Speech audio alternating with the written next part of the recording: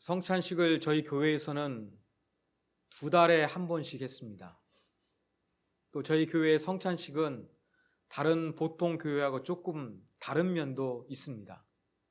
그런데 코로나 때문에 성찬식을 지금 거행하지 못하고 있습니다. 왜냐하면 코로나 바이러스가 감염되기 쉽기 때문에 이 성찬 예식을 통해서 불미스러운 일이 발생하지 않도록 저희가 지금 이것을 보류하고 있습니다. 그래서 성찬에 대한 의미가 여러분 안에서 많이 희미해졌는지도 모르겠습니다. 그렇지만 오늘 말씀을 통해서 우리 교회에서 자주 시행하는 성찬의 참된 의미가 어떤 것인지, 어떤 의미를 담고 있는지 이런 부분들을 잘 가슴에 새기시고 성찬에 참여하는 세움의 가족이 되시기를 간절히 소망합니다. 신약 성경에 보면 성찬식에 대해서 4군데에서 기록되어져 있습니다. 성찬은 그냥 하늘에서 뚝 떨어진 것이 아니라 지난 주일에 말씀드렸던 것처럼 유대인들의 명절인 유월절 만찬을 배경으로 성찬식이 탄생하게 되었습니다. 유월절마다 매년 먹었던 이 유월절 식탁 가운데 놓여졌던 누룩이 없는 빵, 마짜, 그리고 포도주 이러한 것들을 통해서 예수님께서 새로운 의미를 담아 영적인 진리를 선포하셨습니다. 유월절 떡과 잔을 통해 이제 새로운 하나님의 구속 역사, 예수 그리스도의 흘리신 피와 찢기신 몸을 통해서 이루어지게 된 것을 알리게 되었고, 이것은 기독교 예식 중에서 성찬식은 정말 중요한 예식이 되었습니다. 어떠한 의미가 있는지 오늘 본문을 중심으로 한번 살펴보도록 하겠습니다. 자, 유월절 만찬이 되면 청소를 어느 정도 하는지, 누룩을 어떻게 없애는지 제가 지난 주일에 설명해 드렸습니다. 이제 유월절 만찬 때 식사가 이루어지는 부분들을 조금 더 자세하게 말씀을 드리겠습니다. 자, 유월절 만찬 때 유대인 가장은 이제 이스라엘 선조들이 어떻게 출애굽을 탈출했는지 이것을 가족들에게 설명하면서 기념합니다. 그런데 예수님께서는 이 떡과 포도주를 가지고 구원을 설명하십니다. 자, 먼저 이 누룩 없는 빵, 마짜에 대해서 살펴보겠습니다. 유월절 만찬 때 모임을 이끄는 유대인 가장은 마짜를 들고서 축복 기도를 했습니다. 이러한 내용이 있습니다. 오 주님, 세상의 주관자시여 찬양을 받으소서. 당신은 떡을 땅으로부터 나오게 함이니이다. 하나님께 찬양을 드리며 지금 유월절 이 빵, 마짜를 먹는데 이 빵이 땅에서 얻을 수 있도록 하나님께서 복을 주신 것을 찬양하고 있습니다. 이것을 예수님께서 어떻게 하셨느냐? 바꾸셨습니다. 22절. 예수께서 떡을 가지사 축복하시고 떼어 제자들에게 주시며 이르시되 받으라, 이것은 내 몸이니라. 이 마짜가 땅에서 주신 하나님의 축복이라고 감사의 기도를 유월절에 가장은 올렸는데 예수님은 이 마짜가 내 몸이다 이렇게 말씀하신 것입니다. 마짜를 떼어주지 않습니까? 쪼개어지는 것입니다. 바로 예수님께서 십자가에서 몸이 찢기실 것을 상징적으로 보여주는 행동입니다. 자, 그 다음 이제 포도주, 잔에 대해 살펴보겠습니다. 23절에 보면 예수님께서 이제 제자들에게 잔을 나누어 주시면서 마시게 했습니다. 우리가 현대 식사를 보면 레스토랑에 가면은 와인이 나오면 와인 한 잔이 나옵니다. 먼저 마시고 또 중간중간 마실 수가 있습니다. 그런데 유대인들은 유월절 만찬 때 무려 4잔의 포도주를 마셨습니다. 왜 4번일까? 성경에 뿌리를 두고 있습니다. 자, 출애굽기 6장 6절과 7절에 보면은 이러한 구절이 있습니다. 내가 애굽 사람의 무거운 짐에서 너희를 빼내며 그들의 노역에서 너희를 건지며 편팔과 여러 큰 심판들로서 너희를 속량하여 너희를 내 백성으로 삼고 나는 너희의 하나님이 되리니. 제가 이렇게 다른 색깔로 표시를 해놨습니다. 바로 네 번의 포도주는 이렇게 너희를 빼내며 너희를 건지며 너희를 속량하여 너희의 하나님이 됐다는 이 네 개의 구절의 근거에서 네 번의 포도주를 마셨습니다. 그래서 네 번의 포도주마다 여러분 의미가 있었습니다. 잠시 살펴보겠습니다. 첫 번째 포도주 잔을 들고서는 유월절을 지키는 것에 대해서 감사했습니다. 그리고 정결 의식을 행했습니다. 여러분, 예수님께서 그 최후의 만찬 때 세족식을 해주셨잖아요.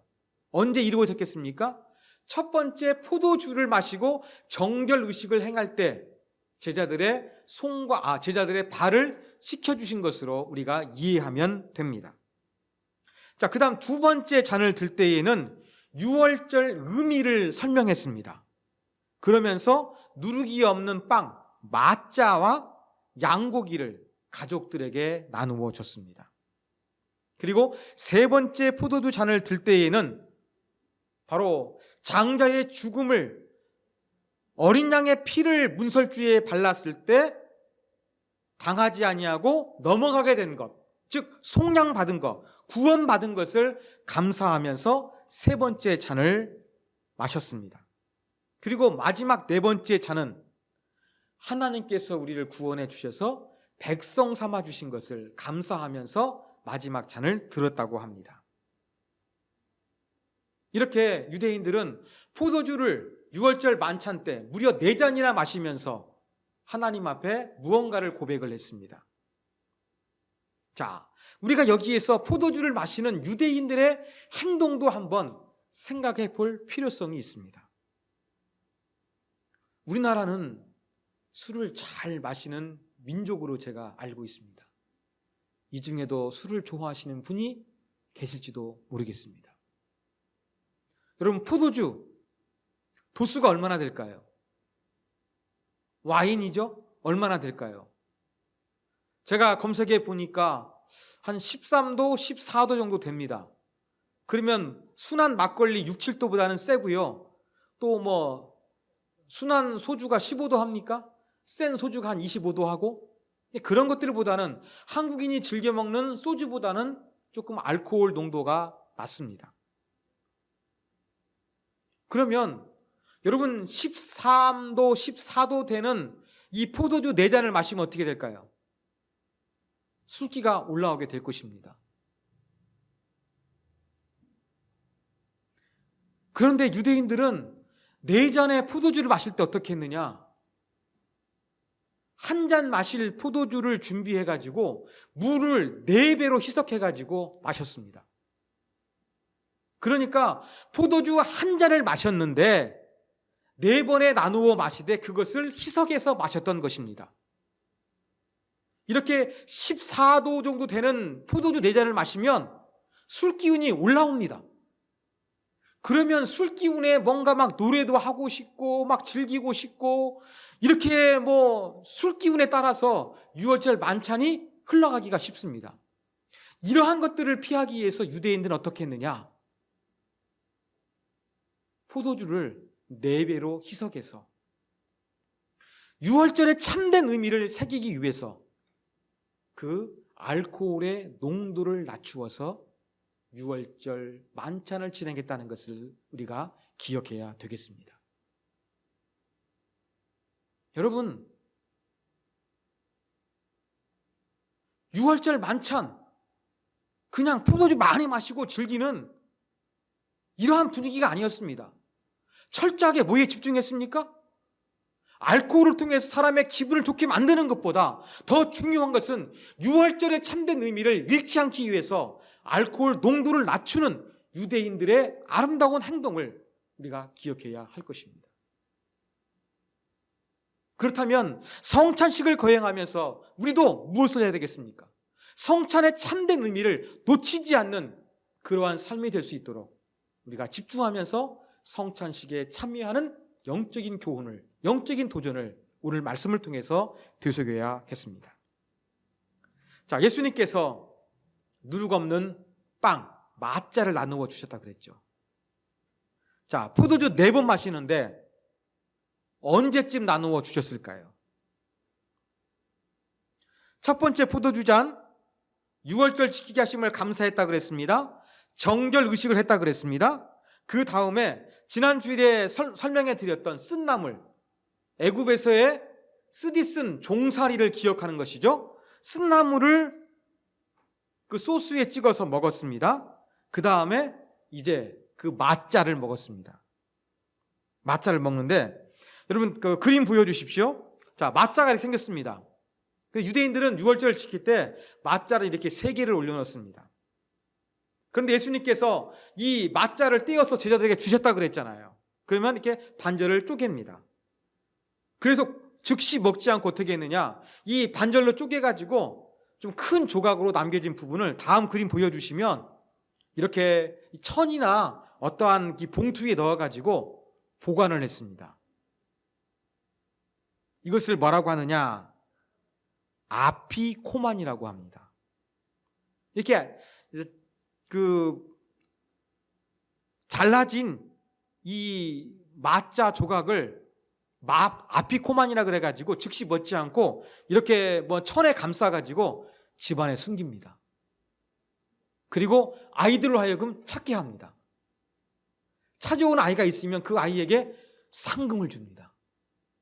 그리고 이 찾아온 이 아피코만, 이것을 그 6월절 만찬을 지키기 위해서 모였던 모든 식구들한테 조금씩 다 띄워줍니다.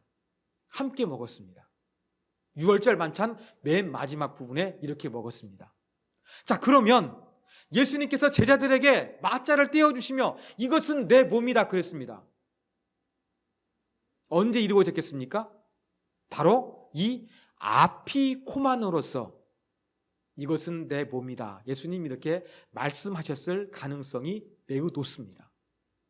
그런데 아피코만이 아람어인데요, 무슨 뜻이 있느냐? 오실 자라는 의미를 가지고 있습니다. 그러면 유대인들이 이 아피코만이라 부리는 마짜를 숨겨놓은 것은 뭐 하는 의미가 있겠습니까?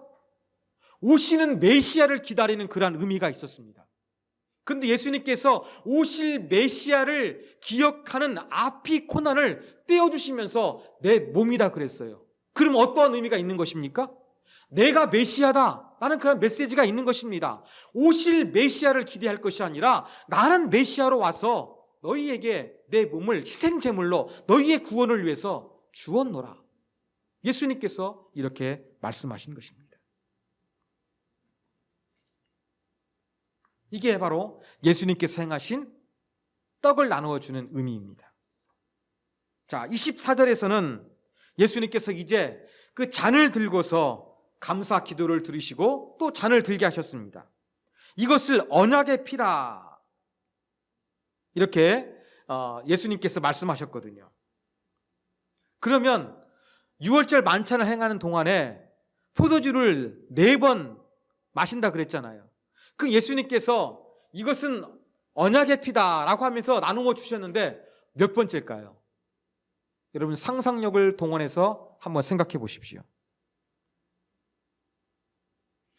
여러분 그 4번 중에서 3번째 속량을 기억하면서 마셨던 잔이 있다고 했던 것처럼 예수님께서도 우리의 구원을 위해서 오셨으니까 3번째 잔을 드셨을 때 이것은 너희를 위한 내 언약의 피다 이렇게 말씀하셨을 가능성이 높다고 성경학자들은 해석을 합니다. 그러면 마지막 4번째 잔을 마셔야 했잖아요. 근데 25절에 이러한 구절이 있습니다. 내가 포도나무에서 난 것을 하나님의 나라에서 새 것으로 마시는 날까지 다시 마시지 아니하리라. 그러면 4번째 6월절 포도주 잔을 들겠다는 말씀입니까? 안 들겠다는 말씀입니까? 더 이상 안 드시겠다는 그런 의미로 해석하면 되는 거예요. 예수님은 4번째 6월절 포도주 잔을 생략하신 거예요. 그러면서 예수님은 4번째 잔은 생략했지만 뭘 이야기하셨습니까? 하나님의 나라에서 새 것으로 마시는 날, 구원의 완성의 때, 종말의 때, 바로 그때를 예수님께서 내다보시면서 성찬식을 행했다는 것입니다. 여러분, 예수님께서 가르쳐주신 성찬의 의미는 내가 너희를 위해서 내 몸이 찢기고 내 피를 흘린다, 이걸 기억해라, 이것만 있는 것이 아니에요. 예수님이 행하신 과거만 있는 것이 아니라 장차 완성될 하나님의 나라에서 이 멋진 잔치가 있을 것을 예수님께서는 기대하시면서 이것을 놓치지 않고 언급하셨다는 것을 우리가 기억해야 합니다. 성찬의 의미는 미래의 개념도 담겨져 있는 거예요. 예수님 죽으신 과거만이 전부가 아닙니다. 그리고 구약 성경과 유대인들의 묵시 문학에 보면은 앞으로 그 메시아가 오게 되면은 잔치가 벌어질 것이라는 그러한 기록이 아주 많아요. 대표적으로 한 구절 제가 소개해 드리겠습니다. 이사야에 있습니다. 만군의 여호와께서 이 산에서 만민을 위하여 기름진 것과 오래 저장하였던 포도주로 연회를 베푸리니. 여기도 포도주로 연회를 베푸는 거 나오지 않습니까? 예수님이 말씀하신 하나님의 나라에서 새 것으로 마시는 것과 일맥상통하는 거예요. 유월절 만찬보다 그 완성된 하나님의 나라에서 더 풍성하고 아름다운 식탁이 펼쳐지게 될 거예요. 예수님은 이것을 놓치지 않고 언급하신 것입니다. 그리고 예수님께서는 이때 마지막 잔을 들겠다 말씀하시면서 세 번째 잔만 마신 거예요. 네 번째 잔 이 땅에서 안 마셨어요. 무슨 잔을 마시셨습니까? 인간을 위해서 죽기 위해 가지고 이 고난의 잔 마시지 않았습니까? 이게 바로 예수님께서 가르쳐주신 성찬의 의미인 것입니다. 자, 이렇게 예수님께서 6월절에 먹는 mat자와 또 포도주로서 그에 어떤 의미가 있는지 예수님께서 설명해 주셨어요. 그리고 이제 예수님께서 이것을 말씀하셨으니까 초대교회에서 성찬식을 거행했습니다. 자, 성찬식을 거행했는데 우리가 성찬식이 어떻게 이루어졌는가 조금 살펴볼 필요성이 있습니다. 자, 사도행전에 기록된 초대교회의 모습입니다. 2장 46절. 날마다 마음을 같이하여 성전에 모이기를 힘쓰고 집에서 떡을 떼며 기쁨과 순전한 마음으로 음식을 먹고. 음식을 먹었다 그랬어요. 일반 식사를 이야기합니다. 근데 그 앞에 집에서 떡을 뗐대요. 무슨 말일까요?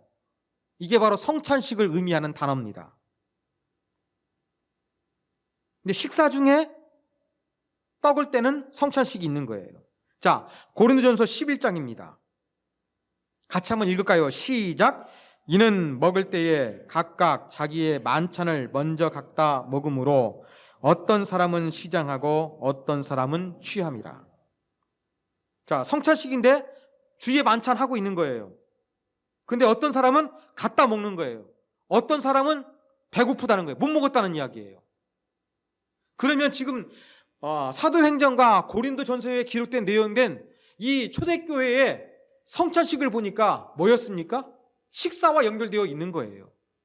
예수님의 성찬식도 6월절 만찬을 배경하고 있고 초대교회에 시행되었던 이 성찬식도 음식을 실제적으로 먹는 것과 연결되어 있었습니다. 이렇게 음식을 먹었는데 함께 음식을 먹는다는 거 어떤 의미가 있을까요? 예수님 당시에 경제적인 사정을 고려하면서 이 말씀을 해석할 필요성이 있습니다. 자, 이제 학자들은 이 성경시대에 어떻게 경제적인 상황이었을까 많은 연구를 했습니다. 그래서 현재까지 연구에 의하면 성경시대 사람들은요 80%가 아주 가난했습니다. 그날 먹을 것만 있거나 아니면 그날 먹을 것도 없는 사람이 인구의 80%를 차지했습니다. 파레토의 법칙이 80대 20이지 않습니까? 비슷합니다. 20%가 좀 넉넉한 사람들이었어요. 여러분, 80%가 먹지 못하는 상태에서 성찬식을 식사로 했다는 것은 어떠한 의미가 있을까요? 어떠한 의미가 있겠습니까? 정말로 중요한 의미 있지 않겠습니까? 우리는 성찬식 행할 때 조그마한 빵과 조그만 잔에 있는 포도주로 합니다. 예수님 찢기신 몸입니다. 예수님 흘리신 피입니다. 이것만 생각하거든요. 그 빵 조각하고 포도주 먹어가지고 여러분 영양학적으로 여러분의 몸에 얼마나 도움되겠습니까? 도움될 것도 별로 없어요. 그런데 성경시대의 성망찬은 실제 식사였어요. 가난한 사람들이 하도 많아가지고 끊이를 걱정하는 그 시대에 진짜 식사를 했다는 의미가 무엇이겠습니까? 아까 예수님 말씀하셨잖아요. 하나님의 나라에서 새 것으로 마실 때까지 다시는 마시지 않을 것이다. 하나님 나라가 완성되면 잔치가 베풀어질 것입니다. 그걸 기대했어요.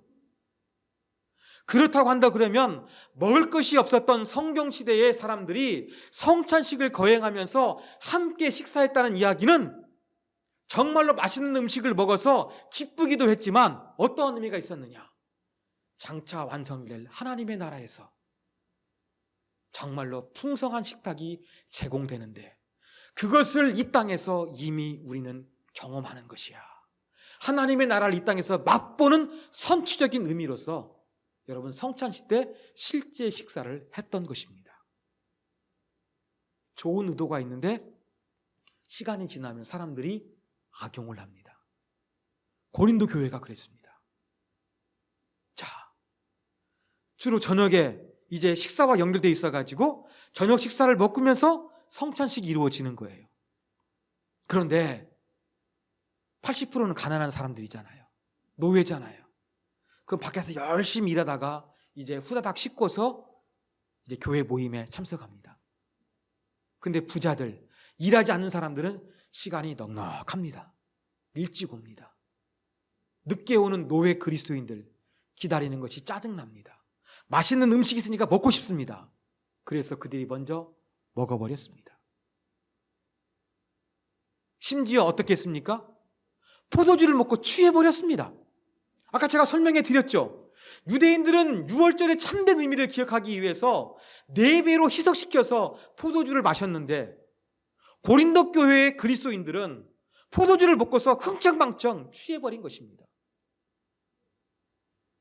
가난한 사람들을 배려하지 않고 자기들끼리 먼저 마시고 즐기면서 흥에 겨워서 알코올이 달달하게 올라와가지고 아마 그렇게 홍조를 띠면서 노래를 부르고 있었을 것입니다. 그런데 하루 종일 힘들게 했었던 노예 그리스도인들이 와가지고 그 모습 보면 어떠했을까요? 기분이 좋을까요? 우리를 위해서 희생하신 예수님의 몸과 피의 의미가 막 와닿겠습니까? 우리가 그리스도 안에서 하나라는 느낌이 들겠습니까? 안 들죠. 이 성찬식을 통해서 부자들이 먼저 배려하지 않고 음식 먹어버리니까 가난한 사람들이 상처받은 거예요. 갈등이 있었습니다. 바울이 그래서 이 부분을 해결하기 위해서 결론적으로 제시한 것이 무엇이었느냐? 음식 가난한 사람이 좀 늦게 오더라도 기다려서 함께 먹어라. 그렇게 권면을 했던 것입니다. 그런데 고린도 교회뿐만 아니라 이 성찬식이 실제 식사였는데 실제 식사하다 보니까 여러 가지 문제가 발생했습니다. 그래서 397년 카르타고 회의에서 이 식사와 연결된 성만찬을 바꿔버립니다.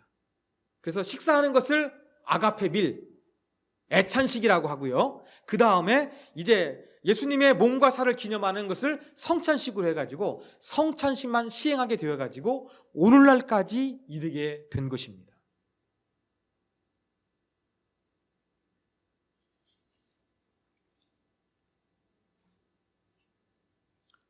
원래 성찬식은 식사여가지고 그 장차 이루어질 하나님 나라의 풍성한 그 잔치, 연회, 이 파티를 기억하면서 선취적으로 실제적으로 식사했던 것이 성찬의 의미가 있는 거예요. 근데 이것이 잘 안 된 거예요. 바울이 그래서 경고 메시지를 줬습니다. 고린도전서 11장 29절. 자, 이것도 중요한 구절이니 같이 한번 읽겠습니다. 시작. 주의 몸을 분별하지 못하고 먹고 마시는 자는 자기 위의 죄를 먹고 마시는 것이니라. 저도 이 구절을 가지고 성찬식을 거행할 때, 여러분 죄 있으신 분은 성찬식 안 드셔도 됩니다, 이렇게 제가 말씀을 드렸습니다. 또 이번 설교를 준비하면서 보다 참된 의미를 깨달았어요. 자, 여기에서 말하는 자기 죄가 뭘까요? 내가 성찬에 참여하기 전에 말씀대로 하지 못했던 거, 도둑질한 거, 누군가 미워했던 거, 개인적인 죄를 우리는 떠올리기가 쉽습니다. 그런데 자, 자기의 죄가 무엇이냐면 주의 몸하고 연결되어 있는 거예요. 여기 정관사가 있어가지고 여기서 주의 몸은요, 교회를 가리키는 겁니다. 교회 공동체.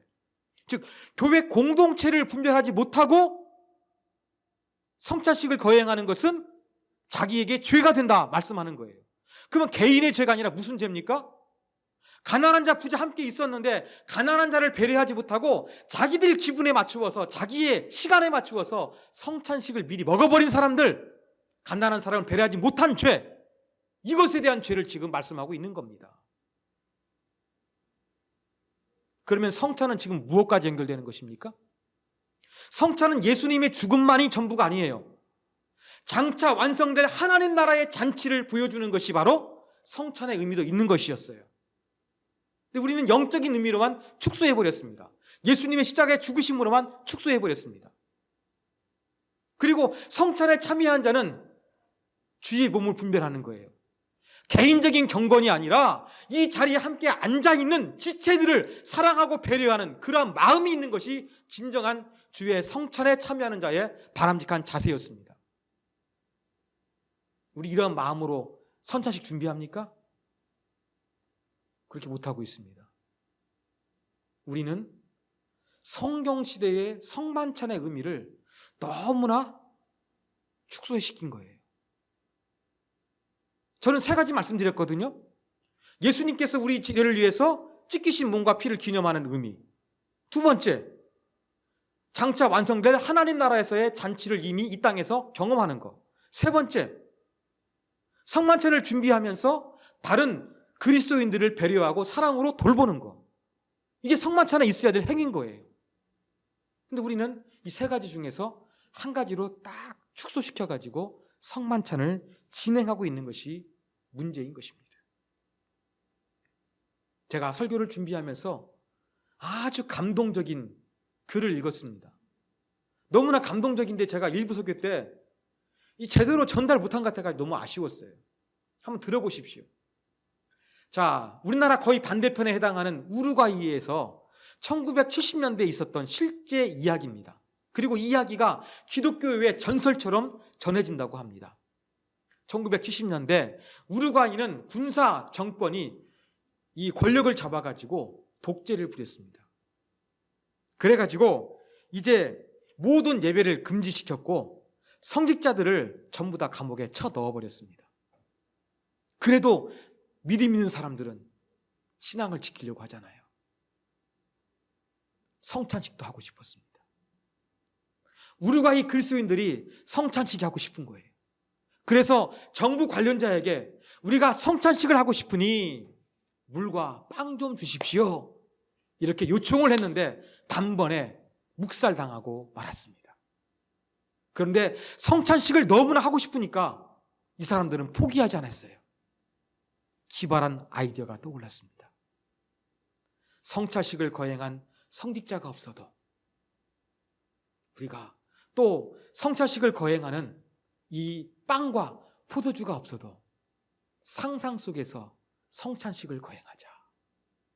그래가지고 성직자도 없고 빵도 없고 포도주도 없는데 자기들이 그냥 머릿속에서, 상상 속에서 진짜 빵과 포도주가 있다고 하면서 여러분 성찬식을 거행했다고 합니다. 그리고 이것이 우루과이의 그리스도인들 통해서 지금까지 흘러져 오고 있는 거예요. 제가 이 내용을 미국에 있는 사람의 책을 통해서 읽었습니다. 우리 성찬의 의미 없이 지키잖아요. 근데 우루과이 교인들은 얼마나 성찬식을 하고 싶었는지 상상 속에서 성찬식을 거행했던 거예요. 얼마나 아름답습니까? 우리도 본받아야 되지 않겠습니까? 어떻게 해야 되겠습니까? 성찬의 참된 의미, 풍성한 의미를 놓치지 않고 우리가 성찬에 참여하길 원합니다. 예수님의 십자가에 흘리신 피와 찢기신 몸만 생각하지 마시고 완성될 하나님의 나라의 잔치를 경험하는 것 여러분 놓치지 마십시오. 성찬에 참여하는 것은 개인의 경건이 아닙니다. 다른 지체들을 배려하고 사랑하는 마음도 있어야 아름다운 성찬에 참여하는 준비 태도입니다. 이것이 있는 것이 바로 아름다운 주의 성찬식입니다. 이러한 의미를 살려서 앞으로 우리 교회에서 이루어질 성찬식에 참여하시는 저와 여러분이 되기를 주님의 이름으로 부탁드립니다.